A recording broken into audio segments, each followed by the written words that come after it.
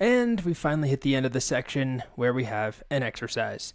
So it's time to get some practice working with the different data types we've covered. And this exercise involves a couple of free response questions, I guess you would call it. The first one is, what is a good use case for char or car? Just make one up. You don't have to write any code. Just what is a good use case? Why would you use one over a varchar? Then fill in the blanks. What would the types be that are appropriate for this table we're making? It's called inventory. We have item name. You don't really have to worry about the length of each of these, but item name is going to be text. What type of text? Price here is always going to be less than $1 million, and it will only ever have 2 decimals. So what data type makes sense there? And then quantity, let's say we can only have a whole number of an item. Okay? After that, explain out loud or in your head what's the difference between date time and timestamp. How are they similar? How are they different? Then a little bit of code. Write a select statement to print out the current time, just the time. And then do the same thing, but to print out the current date without the time. So just the date.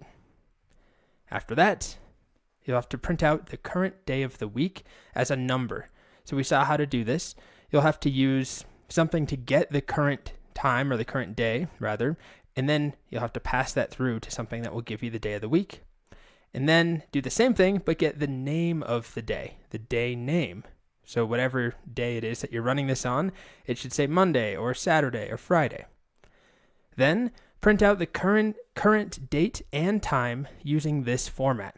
So I want there to be slashes there. I want it to be 2 digits of the month / 2 days / all 4 digits of the year.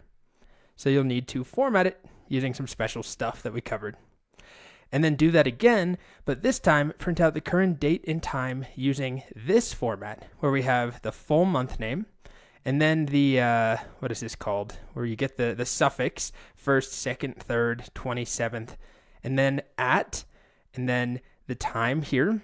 So hours, minutes. And I didn't specify if this is 12-hour or 24-hour time, so let's just say 24-hour time.